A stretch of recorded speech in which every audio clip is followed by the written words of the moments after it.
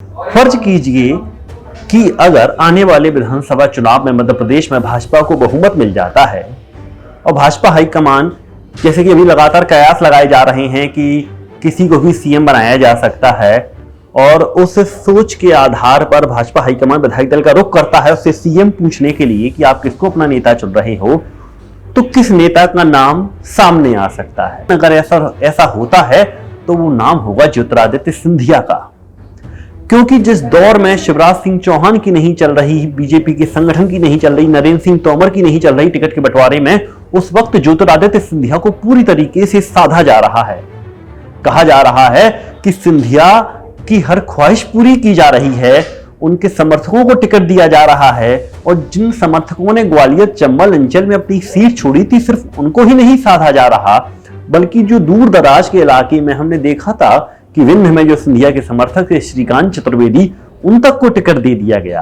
आखिर BJP high command चाह क्या रहा है, सिंधिया को इतना संतुष्ट क्यों कर रहा है जो पार्टी का आला कमान है वो?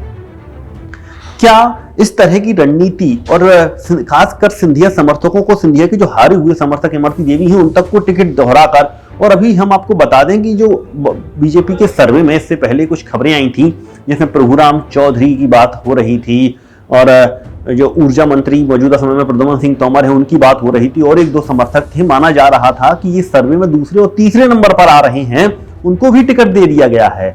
मतलब बीजेपी सिंधिया समर्थकों पर और ज्योतिरादित्य सिंधिया पर खुलकर दांव खेल रही है। क्या इसका ये मतलब निकाला जा सकता है कि ज्योतिरादित्य सिंधिया को लेकर भाजपा की एक बड़ी प्लानिंग है? और वो बड़ी प्लानिंग क्या है? क्या ज्योतिरादित्य सिंधिया, जो लगातार अभी 6 से 7 नाम सीएम की रेस में चल रही हैं, ज्योतिरादित्य सिंधिया उसमें टॉप 2 या टॉप 3 में हो सकती हैं? क्योंकि अगर उनके समर्थक ज्यादा से ज्यादा चुनकर विधानसभा में पहुंचते हैं तो जाहिर सी बात है वह विधानसभा में ज्योतिरादित्य सिंधिया का नाम आगे करेंगे। अभी चूंकि अब दूसरी खबर यह भी निकलकर सामने आ रही है कि ज्योतिरादित्य सिंधिया विधानसभा चुनाव में भी जा सकती हैं। उस सीट के बारे में भी पंजाब केसरी आपको जानकारी दे चुका है। पहले शिवपुरी सीट से उनका नाम आगे बढ़ाया गया था, उसके बाद में ग्वालियर पूर्व से उनका नाम आगे बढ़ा दिया गया।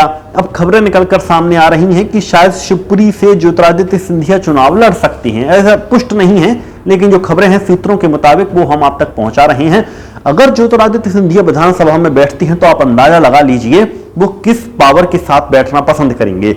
और चूंकि अधिक से अधिक मात्रा में उनके समर्थकों को जब टिकट बांटे जा रही हैं, तो ऐसे में ये कयास भी उठने लगे हैं कि क्या वाकई महाराज को लेकर बीजेपी की कोई बड़ी प्लानिंग है, और अगर वो है तो क्या होगी? क्या इसके लिए हमको 3 दिसंबर का इंतजार करना पड़ेगा? हालांकि ये कंडीशन तभी एप्लीकेबल हो पाएंगी जब बीजेपी को बहुमत मिलेगा।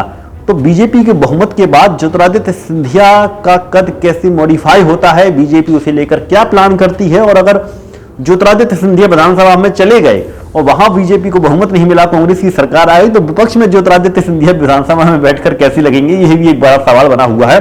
तमाम मुद्दों को लेकर आपका क्या कुछ कहना है, कमेंट कीजिए, हमको बताइए किस तरह की खबर आपको देखना पसंद है, किस तरह से आप हमसे चर्चा करना चाहती हैं, वह भी हमको बताइए।